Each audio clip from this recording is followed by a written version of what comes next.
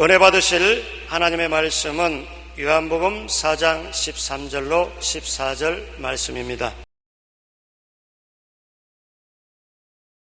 예수께서 대답하여 이르시되 이 물을 마시는 자마다 다시 목마르려니와 내가 주는 물을 마시는 자는 영원히 목마르지 아니하리니 내가 주는 물은 그 속에서 영생하도록 솟아나는 샘물이 되리라. 아멘.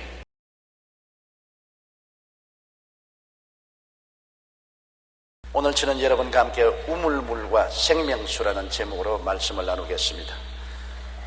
예수님께서 어느 날 유다 땅을 가는 길에 사마리아를 통과하시는데 정오가 되었습니다. 햇빛이 쨍쨍 쬐이고 대단히 더운 날씨였습니다. 배가 고프고 허기가 졌습니다. 사마리아의 동리 밖에 있는 우물가에 왔을 때 예수님이 우물 곁에 앉으셨는데 제자들은 음식물을 사러 사마리아 시내로 들어갔습니다. 그런데 한 여인이 온몸을 치렁치렁 너울로 덮어선 채 물동이를 걸머쥐고 물을 길러 나왔습니다. 보통 물은 아침이나 저녁에 길러 나오지 대낮에 길러 나오지 않습니다. 사연이 있는 여인임에 틀림이 없습니다. 예수님이 앉아있음에도 불구하고 그들도 보지도 않고 우물가에 동이를 내려놓고 물을 기르기 시작하는 것입니다. 예수님이 그 여인을 보시고 물을 좀 주시오. 그러니까 그 여인이 지켜보면서 한 말이, 당신은 유대인으로서 사마리아인을 개같이 취급하는데 어떻게 사마리아 여자에게 물을 달라고 합니까? 그때 예수님께서 물을 달라는 이가 누군지 알았다면 당신이 물을 달라고 구했을 것이요 그가 생수를 주었을 것이요. 아니, 이 우물은 굉장히 깊고 물들 두레박도 없는데 무엇으로 당신이 물을 길러 내게 준단 말이요? 이 물은 우리 조상 야곱이 판 우물이요 그와 그 자식들과 짐승들이 이 우물에서 먹었습니다. 예수님께서 그 여인을 연지시 바라보시고 이 물을 먹는 자는 다시 목마르거니와 내가 주는 물을 마시면 다시 목마르지 아니하리니 내가 주는 물은 영생토록 솟아나는 생물이 될 것이요. 여자가 깜짝 놀랐습니다. 듣도 보도 못한 말입니다. 아니, 그러면 그 물을 내게도 주사 나도 목마르지 않고 이 우물에 물 길러 오지도 않게 하소서. 예수님이 내 남편을 데려오시오. 고개를 설레설레 흔들면서 나는 남편이 없나이다. 맞았어. 당신은 남편이 5이나 있었는데 다 버리고 지금은 오다가다 만난 6째 남자하고 살고 있어.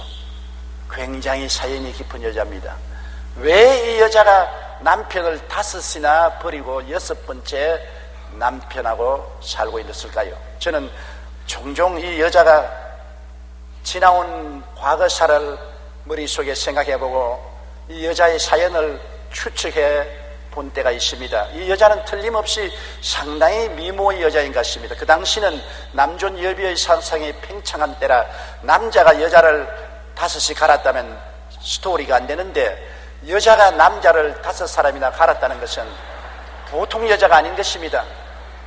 보통 인물이 좋고 재색이 겸비한 그러한 여자가 아니고는 남자를 마음대로 발로 차버리고 또 구하고 또 차버리고 또 구하고 그것도 한두 명이면 좋아할 것인데 5명이나 그렇게 했다면 이것은 여장부입니다. 그런데 왜 이 여자가 남편을 5이나 갈아치웠을까? 제가 생각해 볼 때 그 여자는 삶의 의미와 행복을 남편을 통해서 얻으려고 한 것입니다. 삶의 환경에서 인생의 의미와 가치와 행복을 찾아보려고 했던 여인이었습니다. 그래서 좋은 신랑을 만나서 행복한 삶을 얻으면 인생의 적과 꿀이 흐르는 삶을 살 수 있을 것이라는 기대를 가졌습니다. 아마 이 여자는 제일 처음 돈 많은 부자하고 결혼을 했을 것이라고 나는 생각을 합니다. 돈 많은 부자하고 결혼을 하면 좋은 집에서 많은 하인들을 거느리고 살며 호의호식하고 돈도 마음대로 쓰고 친구들과 여행도 하고 좋은 식당에 가서 음식도 먹고 얼마나 좋을까. 남편하고 해외여행도 다니고 정말 돈이 많은 남자하고 결혼하면 행복할 것이다. 그렇게 생각을 하고 돈 많은 남자하고 결혼을 했을 것입니다. 꿈을 품고 결혼을 해서 실제 살아보니 꿈하고는 다릅니다. 돈이 많은 남자가 돈을 많이 벌자니까 끊임없이 시간에 쫓겨서 언제 자기와 머리를 맞대고 가만히 오선도선 밥 먹을 시간이 없습니다. 아침에도 모임에 나가고 점심에도 모임에 나가서 점심을 먹고 저녁에는 밤늦게 술이 취해서 돌아오고, 그리고 또 돈이 많으니까 바람기가 있어서 소문들이 좋지 않게 나고 속상한 일이 많았습니다. 그 사람을 가만히 보니까 인생을 돈에 쫓기면서 사는 것 같습니다. 돈을 찾아가고 돈을 추구하기 때문에 자기 시간이 없었습니다. 그리고 인간관계에 시달릴 수밖에 없습니다. 돈을 벌자니까 돈을 빌리기도 하고 빌려주기도 하고, 또 노사 갈등도 있고 돈 달라고 오고 돈 받을 것은 못 받으니 시비에 걸리기도 하고 상당히 고통스러웠습니다. 가만히 사는 삶을 보니까 일하기 위해서 살기 위해서 일하는 것 같지 않습니다. 삶이 자기가 생각하던 그러한 무지갯빛 인생이 아니었었습니다. 이래서 가만히 보니 아이고, 늙기 전에 이 돈 많은 남자하고 살아서는 아무 희망이 없겠다. 나는 인생의 꿈꾸는 행복이 돈에서 오지 않는다. 그래서 그 남자를 차버리고 마는 것입니다. 빌리 그라함은 그의 자서전에서 카리비안 섬에 있을 때 일화를 이렇게 기록했습니다. 하루는 그 섬에서 가장 부자인 사람이 그의 집으로 빌리 그라함 부부를 점심 식사에 초대했는데, 75세가 되는 그 노인이 식사 시간 내내 무슨 말인가를 할 듯 하면서 안 하더니 드디어 식사를 마치고는 눈물을 글썽이면서 이렇게 말했습니다. 나는 밖에 요트가 있어서 제가 원하는 곳은 어디든지 갈 수 있습니다. 뿐만 아니라 저는 개인 자가용 비행기도 있고 헬리콥터도 있습니다. 행복을 위해서라면 모든 것이 있지만 저는 너무나 비참합니다. 나는 행복하지 않습니다. 돈이 행복을 줄 줄 알았더니 나는 행복하지 않습니다. 그리고 울었습니다. 바로 그날 오후에 빌리 그라함 부부는 그 지역 목사님의 방문을 받았는데, 그 목사님도 75세로 그리스도와 다른 사람들에 대한 열정과 사랑으로 충만한 사람이었습니다. 그 노인은 말하기를, 목사님, 저는 제 앞으로 2파운드의 돈도 갖고 있지 않지만 이곳 사람들에게 복음을 전하면서 이 섬에서 나는 가장 기쁘고 즐겁고 행복한 사람입니다. 많은 사람들이 수가성 우물가 여인처럼 환경에서 삶의 의미와 행복을 추구합니다. 그러나 참된 행복은 돈과 같은 외적인 환경에 있지 않다는 것을 알 수가 있습니다. 돈을 행복을 가져온다면 이 여자는 부자고 영원히 살았을 것입니다. 그러나 돈이 결코 행복을 갖다 주지 못했습니다. 전도서 5장 10절로 12절에 은을 사랑하는 자는 은으로 만족하지 못하고 풍요를 사랑하는 자는 소득으로 만족하지 아니하나니 이것도 헛되도다. 재산이 많아지면 먹는 자들도 많아지나니 그 소유주들은 눈으로 보는 것 외에 무엇이 유익하랴. 노동자는 먹는 것이 많든지 적든지 잠을 달게 자거니와 부자는 그 부유함 때문에 자지 못하는도다. 누가복음 12장 15절도 사람의 생명이 그 소유의 넉넉한 데 있지 아니하니라고 말씀한 것입니다. 행복계 계량학파의 에드 디너 교수는 2004년 포브스가 뽑은 미국 400대 부호와 인터뷰를 했는데, 이들의 행복지수는 동토의 땅 그린란드에 사는 사람들이나 케냐 사막의 유목민족과 거의 같은 수준으로 나타났습니다. 타임스지의 연구 결과도 비슷했습니다. 행복을 주는 요인 중 돈은 14위로 애정이나 자유, 유머보다도 그 순위가 훨씬 아래였습니다. 과학저널 사이언스에 실린 연구 논문은 평균 이상의 소득을 가진 사람들은 더 긴장되어 있고 특별히 즐길 만한 행동에 많은 시간을 투여하지 않기 때문에 일반인들보다 더 행복하지 않다고 결론 지었습니다. 미국 노동부 자료에 따르면 사람들이 돈이 많아질수록 행복을 위해 쏟는 시간이 더 적어지기 때문에 오히려 행복감이 떨어질 수 있다고 말하는 것입니다. 돈의 노예가 되거든요. 돈을 추구하다 보니까 시간도 환경도 돈벌이에 다 빼앗기고 아내도 자식도 가족도 돌볼 겨를이 없습니다. 돈으로 행복을 가져오는 것이 아니라 돈의 노예가 되어서 항상 긴장 속에 살고 스트레스 속에 살기 때문에 돈은 오히려 불행의 근원이 될 수가 있습니다. 돈 많은 사업가는 시간에 쫓기고 돈에 쫓기고 인간관계로 시달리는 생활을 합니다. 이들은 일하기 위해 사는 삶일 뿐 거기에서 진정한 삶의 의미와 행복을 찾을 수가 없습니다. 그렇기 때문에 이 지혜롭고 총명한 여인은 부자와 살아서 결코 인생의 의미와 가치와 행복을 가질 수 없고 공허한 마음을 채울 수 없다고 생각했기 때문에 하루아침에 그 부자를 발로 차버리고 마는 것입니다. 그리고 나는 제2의 인생을 시작했다. 그는 또 꿈을 꾸었습니다. 나는 정치가하고 결혼하겠다. 신바람 나지 않느냐? 대중 앞에 나가서 연설을 하고 박수를 받고 권력을 가지고 살면은 사람들 앞에서 존경을 받고 권력 있는 사람에게 아부하는 사람도 많고 친구도 많으니 화려한 인생을 정치가로서 살아보면 좋겠다. 그래서 정치가에게 시집을 갔음에 틀림이 없습니다. 정치가에게 시집을 가고 난 다음 가만히 보니까 사생활이 전혀 없습니다. 정치가란 공인으로 살기 때문에 항상 사람들의 눈앞에 비평의 대상이 되는 것입니다. 옷을 못 입어도 비평하고, 잘 입어도 비평하고, 좋은 집에 살아도 비평하고, 못난 집에 살아도 비평하고, 그림거리조차도 비평의 대상이 됩니다. 요사이 인터넷 홈페이지에 보면은 온갖 비평이 다 올라옵니다. 아직 그거 보면 노이로제 그릴 지경인 것입니다. 그리고 얼마나 변덕스러운 민심인지 늘 뛰는 여론조사에 하루도 마음이 편하지 못합니다. 어제 여론조사에 50%라고 지지한다더니 오늘 여론조사에 30%가 되고, 대통령 출발 때 여론조사가 60%라니 대통령 말기에는 10%도 안 되고, 늘 뛰는 민심에 마음이 괴로워 견딜 수가 없습니다. 그리고 무한 경쟁 사회 속에서 정치인들의 이합 집산이 끝이 없습니다. 정당으로 모였다가는 헤어지고, 헤어졌다가는 또 모이고 깨어지고, 서로 비난 시기 모략 중상이 끝이 없습니다. 정치가의 아내로 살아보니까 아예 골머리가 아픕니다. 지위도 명예도 권세도 행복을 갖다 주지 못합니다. 그는 행복을 추구해서 왔는데 행복이 아니라 이것은 사자와 곰의 동굴에 들어와서 서로 권력 다툼을 하는 것과 같습니다. 그래서 그는 가만히 가니 여기에도 행복이 없다 결론을 지었습니다. 시편 146편 3절로 4절에 귀인들을 의지하지 말며 도울 힘이 없는 인생도 의지하지 말지니 그 호흡이 끊어지면 흙으로 돌아가서 그날에 그의 생각이 소멸하리라고 말씀하고 있는 것입니다.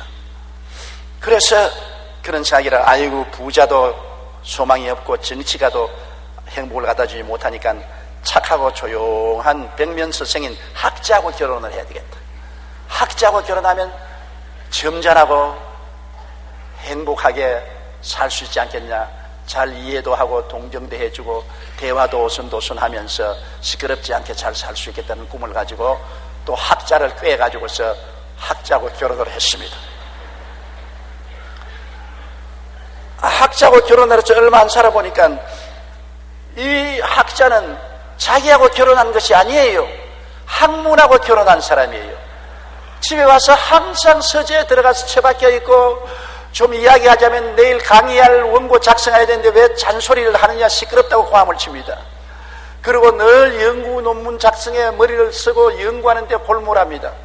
도대체 나하고 결혼을 했나 학문하고 결혼을 했나 알 수가 없습니다. 그리고 학자하고 결혼하는데 계산을 잘못했습니다.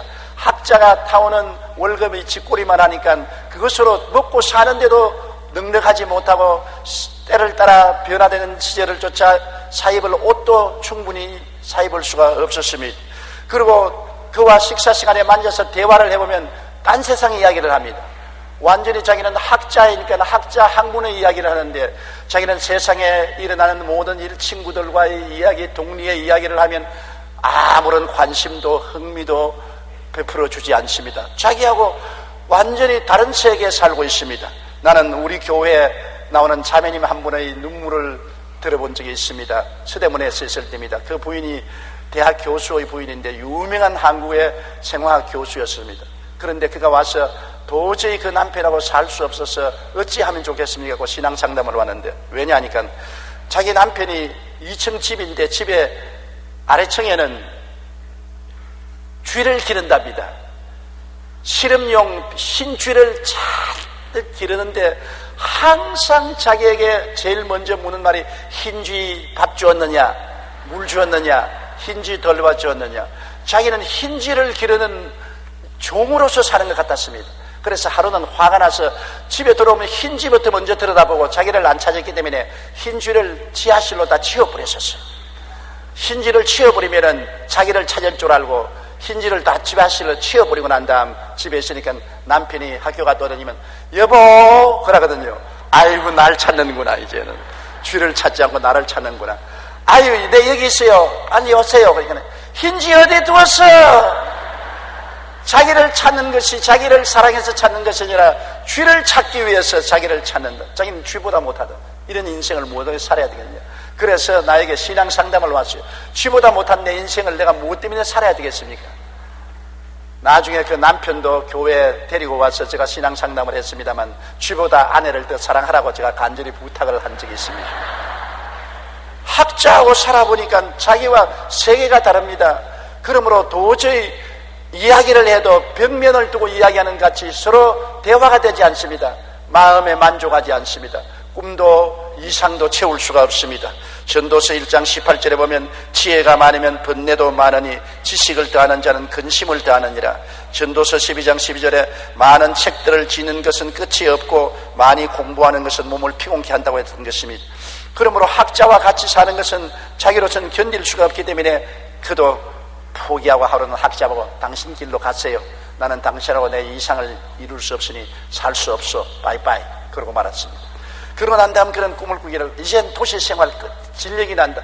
부자도 정치가도 학자도 다 싫었다. 시골로 가야 되겠다.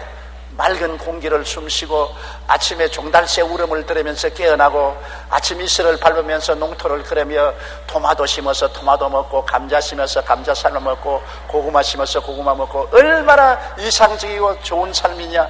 건전하고 건강한 삶을 살겠다고. 그래서 농촌 농부를 꿰가지고서 또 시집을 갔어요. 농부는 웬 떡이냐. 도시의 아름다운 여인하고 결혼을 했으니 아주 신바람이 났습니다. 그래서 신혼의 단 꿈도 얼마 지나지 않아서 농부는 별 수 없이 농사를 지어야 되니까 아침 일찍 일어나야 되는 것입니다. 새벽같이 일어나야 되는데 종달새가 울기 전에 일어나야 돼요. 일어나니까 시골의 일꾼들에게 밥을 지어줘야지요. 그 다음에는 짐승들에게 소주 끓여줘야지요. 그리고 바쁘게 하고 난 다음에는 집에 있을 수가 있습니까? 일터에 나가야 됩니다. 머리에 수건 쓰고 호미 들고 나가서 김 매야지요. 허리가 아프도록 김을 메고 낮에서는 또 점심상 차려야지요. 저녁 늦게 들어오면 온 사지가 쑤시지요. 이거 뭐 종달새 소리 듣고 일어나고 아침 이슬 밟으면서 상쾌한 공기를 마시고 그러면서 토마토 먹고 사과 먹고 그런 꿈은 다 산산조각으로 세워지고 말하는 것입니다. 왜냐하면 토마토도 수확하니까 신선하고 좋은 토마토는 먹으려니까 남편이 돈 될 거 먹지 말라고 썩어진 토마토만 먹으라 그러고 감자도 썩어진 감자만 삶아 먹고 이 세상의 모든 것이 이상에 맞지를 않습니다. 육체적인 수고는 말할 필요 없거니와 농산물을 생산해서 판매하는 데 염려 근심이 많습니다. 농사를 짓는 데 들어가는 비용도 안 나오는 생산가에도 미치지 못하는 판매를 하게 되니 걱정 근심이 끝이 없고 몸이 거칠어져서 도시에서 올 때 언제 크림을 발랐는지 얼굴을 담으니 새카맣게 되고 손도 거칠어지고 손톱도 길던 것이 다 갈라지고 말이 아닙니다. 나 이렇게 있다가 완전히 고구마 할머니 되고 말겠다. 내가 이 농부 아내로서 무슨 희망과 꿈이 있겠느냐. 하루 가만히 생각하다 에라 집어치워버려. 여보 난 당신하고 못 살겠어. 당신은 농촌 여자하고 살아요. 바이바이 발로 차버렸습니다. 그래서 그는 마지막으로 자기를 이제는 부자도 말고 정치인도 말고 학자도 말고 농부도 말고 파도 소리나 들으면서 나의 귀는 조개 껍질 파도 소리를 그리워하오. 철썩철썩 파도 치는 소리 들으며 바다의 오존 신선한 공기를 맛보고 모래바지를 걸으면서 펄떡펄떡하는 생선을 잡아와서 해쳐먹고 걱정 없이 사는 어부에게 결혼을 해야 되겠다. 그래서 또 잘 골라서 어부에게 프로포즈하니까 어부가 웬 떡이냐고 덥석 물었습니다. 그래서 어부하고 결혼을 했어요. 그리고 이제 행복하게 사는 줄 알았는데 어부는 가만히 있을 수가 없으니까 배를 타고 고기를 잡아라 가는데 자기는 생각지 못한 일이 생겼습니다.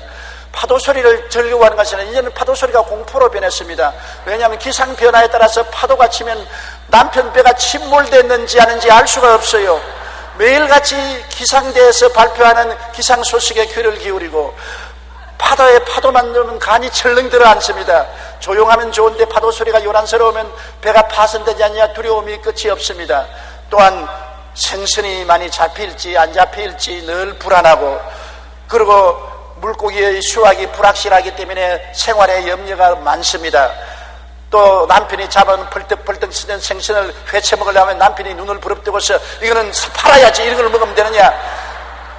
잡아오다가 썩어서 눈알이 썩은 그 생선을 보고 이거나 먹으라고 그럽니다. 이런 수가 어디 있습니까? 그리고 남편이라고 저녁에 이부자리에 들어오는데 생선 냄새가 비린내가 나서 곁에 데리고 잘 수도 없습니다. 환경이 자기가 생각하는 이상과 꿈은 다 사라지고 모든 것이 불안과 공포뿐입니다. 하늘을 봐도 구름만 봐도 공포요, 바람 소리만 나도 공포가 들리고, 언제 배가 파손될지 남편이 무사히 돌아올지 모르고, 돌아와도 늘 마음에 불안하고 이상적이지 않습니다. 그래서 그런 사기를 에라, 농부하고도 안 되는 것 같이 어부하고도 나는 인연이 없다. 어부 보고 당신 고기잡이 딸하고 시집에 결혼해서 사세요. 난 당신하고 못 살겠습니다. 발로 차버렸었습니다. 잠언서 27장 1절에 하루 동안에 무슨 일이 일어날지 내가 알 수 없습니다. 고기잡이의 부인이 되어니 하루에도 어떤 일이 날지 알 수가 없습니다. 시편 38편 8절에 내가 피곤하고 심히 상하였으며 마음이 불안하여 신음하나이다. 마음이 불안하고 신음한데 살 수가 있습니까?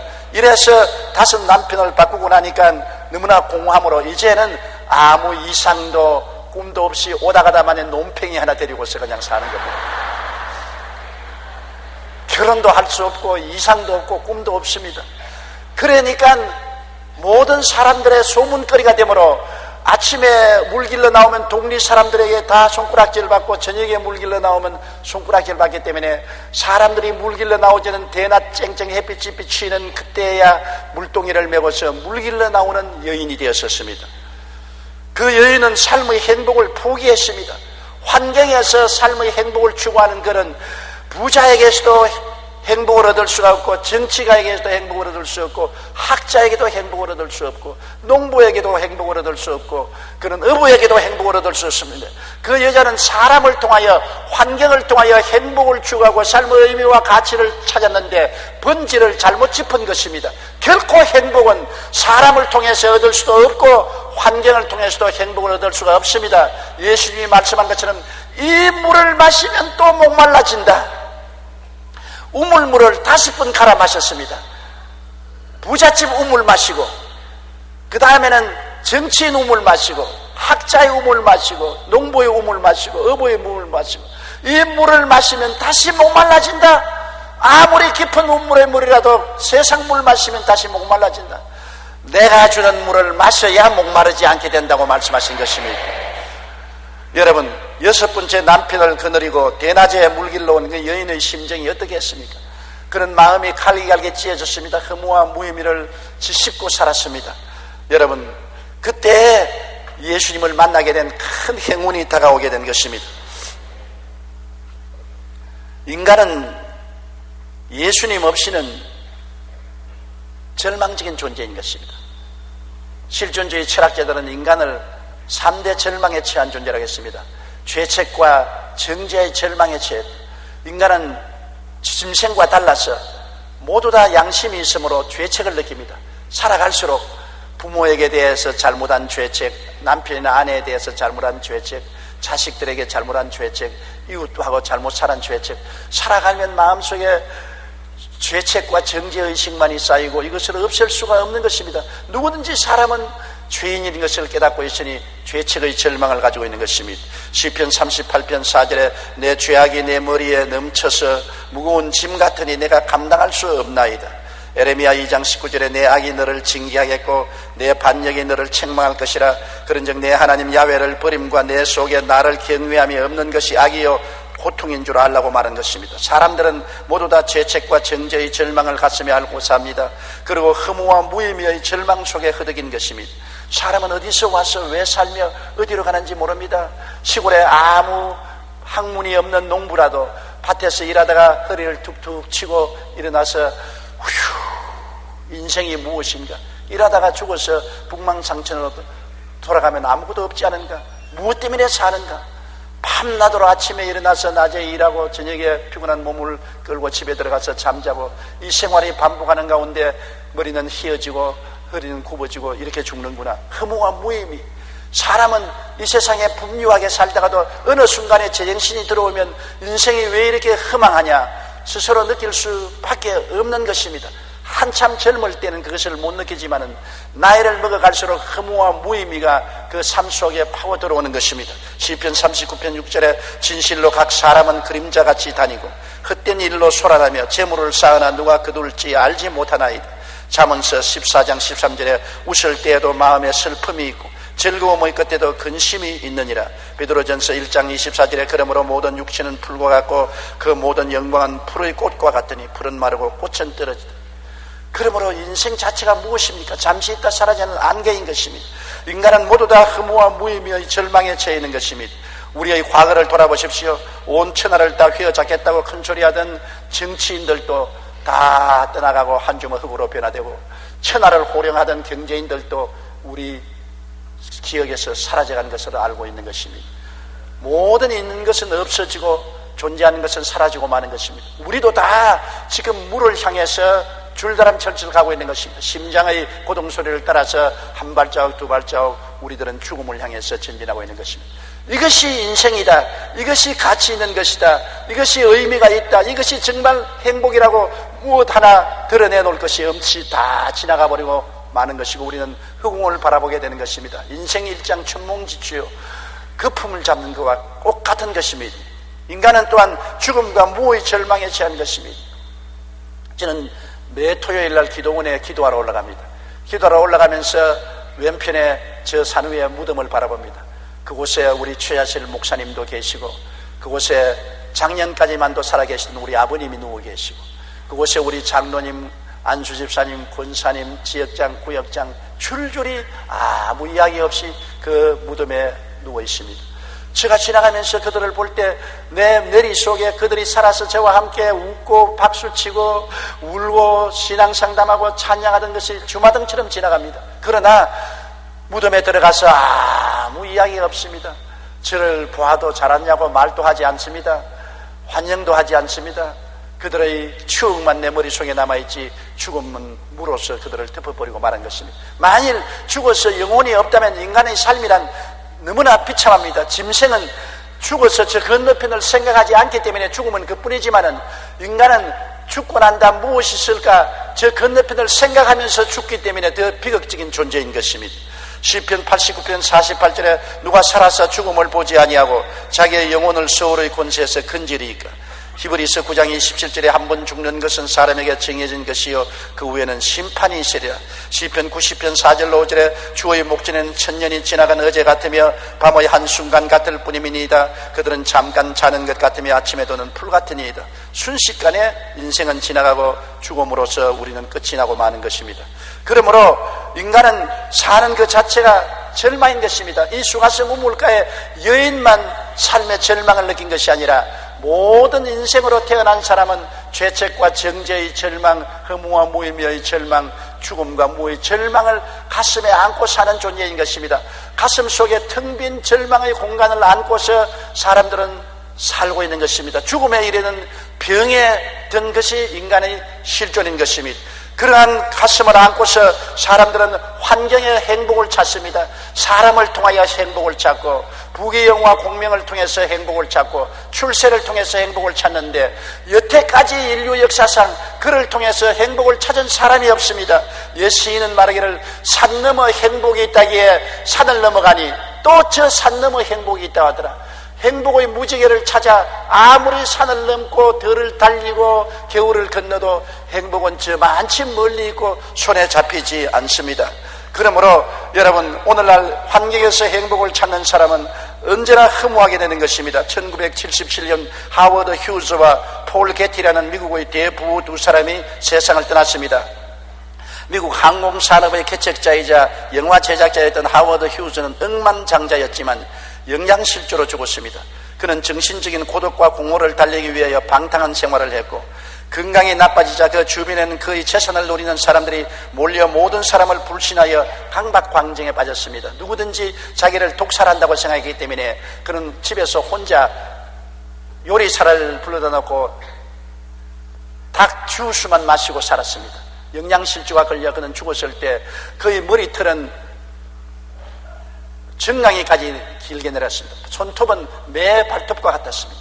정신이 이상에 걸려 죽은 것입니다. 억만장자가 되었지만은 수없이 결혼하고 이혼했으므로 죽었을 때 그를 위해서 울어주는 사람 한 사람 없고 모두 다 재산만 탐해서 악이 다툼을 한 것입니다.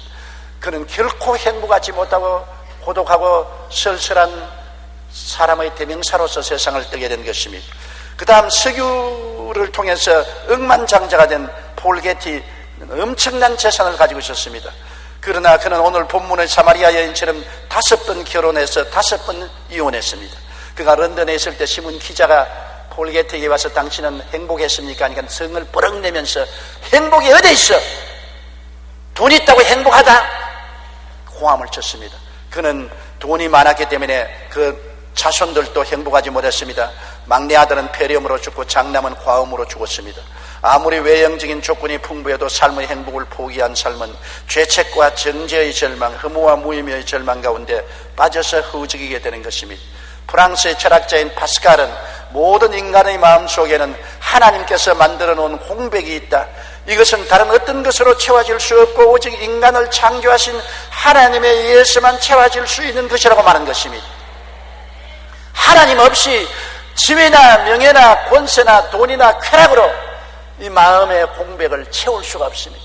사람은 하나님의 형상과 모양대로 지음받았다고 했습니다. 이것이 우리 마음의 공백인 것입니다. 동물들은 그것이 없습니다. 사람은 하나님의 형상과 모양이라는 공백이 있습니다. 하나님이 들어와야 마음속에 가득하게 채워지는 것입니다. 하나님 없이는 언제나 마음속에 허무와 무의미를 지씹히며 살 수밖에 없습니다. 어거스틴은 하나님 당신은 당신 자신을 위해 우리를 만드셨습니다. 그러기에 우리의 마음은 당신 안에서 안식을 찾을 때까지 평안을 누리지 못합니다라고 고백했던 것입니다. 세상 우물은 아무리 마셔도 목마르고 터진 웅덩이일 뿐입니다. 우리 마음의 공백을 채우기 위해서는 하나님을 최우선으로 높여야 합니다. 그렇지 않고는 결코 인간의 행복은 찾을 수가 없는 것입니다. 여러분, 이 세상의 우물물과 생명수를 우리는 잘 선택해야 되는 것입니다. 이 세상의 부귀영화 공명 출신은 모두 다 우물물입니다. 그 물은 자꾸 우물물을 바꾸어가면서 마셔도 또 목마르고 마셔도 또 목마른 것입니다. 생수는 예수님밖에 주실 수가 없는 것입니다. 요한복음 14장 13절로 14절에 예수께서 대답하여 이르시되 이 물을 마시는 자마다 다시 목마르니와 내가 주는 물을 마시는 자는 영원히 목마르지 아니하리니 내가 주는 물은 그 속에서 영생하도록 솟아나는 샘물이 되리라. 예수님만이 영원히 솟아나는 샘물이 되는 것입니다. 예수님을 마음속에 모시지 않고는 언제나 목마릅니다. 돈이 있어도 목마르고 권력이 있어도 목마르고 지위나 명예가 있어도 목마르고 부귀와 영화가 있어도 목마릅니다. 그 목마름은 세상 것으로 아무리 바꾸어 쳐도 채울 수가 없는 것입니다. 이 수가성 우물가 여인처럼 아무리 남편을 바꾸고 환경을 바꾸어도 목마름을 채울 수가 없는 것입니다. 세상 우물은 아무리 마셔도 목말라지나 그것은 터진 우물이기 때문인 것입니다. 에레미야 2장 13절에 내 백성이 2가지 악을 행하였나니 곧 그들이 생수의 그런 데는 나를 버린 것과 스스로 웅덩이를 판 것인데 그것은 물을 가두지 못할 터진 웅덩이들인 것입니다. 모두 다 터진 웅덩이입니다. 대통령 자리도 터진 웅덩이고 장관 자리도 터진 우물이고 재벌의 자리도 터진 웅덩이인 것입니다. 인간이 만든 모든 지위, 명예, 권세, 부귀, 영화는 다 터진 우물이요 다 물이 줄줄 새어버리고 나중에는 바짝 말라버릴 것입니다. 그것을 의지하는 사람들은 모두 다 허무맹랑하게 되고 좌절하고 절망하게 될 것입니다. 이사야 29장 8절에 줄인 자가 꿈에 먹었을지라도 깨면 그 속은 여전히 비고 목마른 자가 꿈에 마셨을지라도 깨면 곤비하며 그 속에 갈증이 있는 것 같다고 말하는 것입니다. 꿈에 먹은들 깨면 무엇입니까? 꿈에 물을 마신들 목마름이 가시어지지 않은 것이 오늘날 인생이 살아가는 것인 것입니다. 속에서 찾는 행복이 되어야 참된 행복이 됩니다. 밖에서 찾는 행복은 다 터진 우물을 찾는 것입니다. 참 행복은 속에서 찾아야 되는 것입니다. 그 속에 찾는 행복은 예수님을 속으로 모셔야 발견할 수 있는 것입니다. 요한복음 4장 24절로 26절에 하나님은 영이시니 예배하는 자가 영과 진리로 예배할지니라. 여자가 이르되 메시아 곧 그리스도라 하는 이가 오실 줄을 내가 아노니 그가 오시면 모든 것을 우리에게 알려주시리이다. 예수께서 이르시되 내게 말하는 내가 그라 하시니라. 예수님께서 여자와 대화하는 가운데 그 여자가 우리 조상들은 다 사마리아에서 예배를 드리는데 당신 유대인들은 예루살렘에서 예배하는 데가 있다고 합디다. 예수님이 여자여, 이제는 예루살렘에서도 말고 사마리아에서도 말고 진실로 하나님을 찾을 때는 하나님은 진정과 진리로 예배하는 자를 찾으시느라, 신령과 진정으로 예배하는 자를 찾으시느라. 우리는 그거 몰라요. 메시아가 오면은 그거 알려줄 것이요, 내가 바로 그 메시아. 이 여자의 눈이 번쩍 뜨여진 것입니다. 그는 깜짝 놀랐었습니다. 생명의 근원 되시는 예수님이 자기 앞에 있는 것을 비로소 알게 된 것입니다. 그래서 이 여인이 예수님을 메시아로 깨닫고 마음을 열고 모셔드리자 말자 그렇게 갈급하던 마음속에 생명수가 넘쳐나기 시작한 것입니다. 그는 물동이를 던져버리고 너울도 던져 벗어버리고 미친 사람같이 천방지축으로 뛰어서 사마리아 시내로 들어가서 고함고함을 쳤습니다. 여보시오, 내 말 들으십시오. 메시아를 내가 만나서, 우물가에서 내가 메시아를 만나서 내가 변화된 것을 보십시오. 남편을 다시나 바꾸고도 허무맹랑하고 마음에 허무하고 고통스러웠는데 그분을 만나고 보고 난 다음 마음에 만족하고 생수가 강같이 넘쳐 흐르게 되어서 외친 것입니다. 그 사실이 바로 수가성 우물가 여인의 변화의 사실인 것입니다. 여러분, 예수님만이 생명의 근원이 되십니다. 요한복음 14장 6절에 예수께서 이르시되 내가 곧 길이요 진리요 생명이니 나로 말미암지 않고는 아버지께로 올 자가 없나니라. 생명의 원천 되시는 아버지에게 갈 길이 열린 것입니다. 예수님이 그 길이요 진리요 생명이 되시는 것입니다. 요한복음 1장 4절에 그 안에 생명이 있었으니 이 생명은 사람들의 빛이라고 말한 것입니다. 예수님 속에 생명이 있습니다. 그리스도는 십자가에 못 박여 몸짓고 피를 흘리며 이 생명수를 터뜨려 놓은 것입니다. 십자가의 보혈을 통해서 우리는 용서와 의의 생명수를 마십니다. 십자가의 보혈을 통하여 거룩함과 성령 충만의 생명수를 마시게 된 것입니다. 십자가의 보혈을 통하여 치료와 건강의 생명수를 마시게 된 것입니다. 십자가의 보혈을 통하여 아브라함의 축복과 형통의 생명수를 마십니다.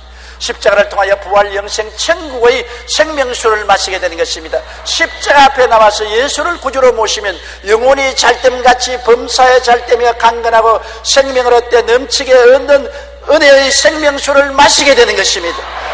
택하신 족속의 생명수가 넘쳐나고 왕같은 제사장의 생명수가 넘쳐나고 거룩한 나라의 생명수가 넘쳐나고 소유된 백성이란 생명수가 넘쳐나는 것입니다. 누구든 요한복음 7장 37절로 39절에 누구든지 목마르거든 내게로 와서 마셔라. 나를 믿는 자는 성경의 이름과 같이 그 배에서 생수의 강이 흘러나오리라 하시니 이는 그를 믿는 자들이 받을 성령을 가리켜 말씀하시라고 말씀한 것입니다. 목마른 자는 이제 세상의 운물을 찾아가지 말고 예수님을 찾아와야 되는 것입니다. 세상의 우물은 마시면 또 목마르고 마셔도 또 목마르지만은 영원토록 솟아내는 샘물은 예수님만이 주실 수가 있는 것입니다. 우리의 삶의 의미와 가치와 행복은 밖에서 찾아야 할 것이 아니라 우리 속에 오신 예수님 안에서 찾아야만 되는 것입니다. 에베소 2장 4절로 5절에 긍휼이 풍성하신 하나님이 우리를 사랑하신 그 큰 사랑을 인하여 허물로 죽은 우리를 그리스도와 함께 살리셨고 너희는 그 은혜로 인하여 구원을 받은 것이라고 말하고 있는 것입니다. 예수님은 빛과 같이 마른 땅에 냇물같이 목마른 자에게 생수같이 우리에게 다가오는 것입니다. 이사야 32장 2절에 또 그 사람은 광풍을 피하는 곳, 폭우를 가리우는 곳 같을 것이며 마른 땅에 냇물 같을 것이며 곤비한 땅에 큰 밥이 그늘 같으리다. 이사야 44장 3절에 나는 목마른 자에게 물을 주며 마른 땅에 시내가 흐르게 하며 나의 영을 내 자손에게 나의 복을 내 후손에게 부어주리라고 말씀하신 것입니다. 수가성 여인은 예수님이 메시아인 것을 깨닫자 순식간에 속에서 생수가 넘쳐나고 변화가 다가오게 된 것입니다. 여러분 속에는 예수님을 바라보십시오. 그리고 예수님을 의지하십시오. 하나님께 그리스도를 통해서 여러분의 속에 생수가 넘치도록 기도하십시오. 행복은 여러분 속에 들어오신 예수님께로부터 얻을 수가 있는 것입니다. 예수님 밖에는 아무리 빛이 찬란해 보여도 거짓입니다. 사기입니다. 속습니다. 이 수가성 우물가의 여인처럼 청문회의 꿈을 품고 행복을 그리워하면서 그는 남편을 5번이나 우물물을 5번이나 갈아 마셨습니다. 행복은 없었습니다. 좌절과 절망밖에 없었으나 예수님이 메시아인 것을 깨닫자 말자 그 영혼 속에 만족과 행복과 생수가 넘쳐나게 된 것입니다. 예수님만이 우리의 빛이요 소망이요 생수가 되는 것입니다. 믿음, 소망, 사랑, 의, 평강, 희락은 모두 다 예수님을 구주로 모심으로 여러분 생애 속에 태어날 수가 있는 것입니다. 예수 있어야 돈도 효과를 발생하고, 예수 있어야 권력도 효과가 있으며, 예수 있어야 학문도 가치가 있으며, 예수 있고 농사 지으며, 예수 있고 물고기 잡으며, 예수 믿고 세상에 살면은 부귀와 영화와 공명도 축복이 될 수가 있는 것입니다. 예수 없는 것은 다 터진 웅덩이인 것입니다. 하나도 행복을 그 속에 애워놓을 수가 없다는 것을 알게 되시기를 간절히 주 이름으로 축원합니다. 한번 따라 말씀하십시오. 나는 예수님으로 말미암아 마음의 기쁨이 넘치고 즐거움이 넘칩니다. 평안하고 예수님 안에서 나는 행복합니다. 옆에 계신 분들에게 당신은 행복한 사람입니다. 우리 고개 숙여 기도하겠습니다. 하나님 아버지시여, 우리 사람들은 헛되이 분유하며 하나님 없이 무슨 일을 하여도 아무 효용이 없습니다. 야훼께서 집을 세우지 아니하시면 세우는 자의 수고가 헛되며, 야훼께서 성을 지키지 아니하면 파수꾼의 경성함이 헛사가 되고, 아침에 일찍 일어나고 저녁에 늦고 누우며 수고의 떡을 먹음이 헛사입니다. 내 아버지 하나님은 수가성 우물가의 여인처럼 남편을 5이나 바꾸어도 행복을 얻지 못합니다. 행복은 예수 그리스도 안에서 얻을 수가 있는 것을 알 수 있습니다. 아버지 하나님, 십자가에 못 박여 우리 위해서 몸짓고 피 흘려 죽었다가 부활하신 예수께서 생명의 원천이 되시고 생수의 근원이 되심을 감사합니다. 이 예수님을 모시고 그리스도에게 의지해서 진실한 행복을 누리는 성도들이 되게 도와주옵소서. 예수님 이름 받들어 기도드리옵나이다. 아멘.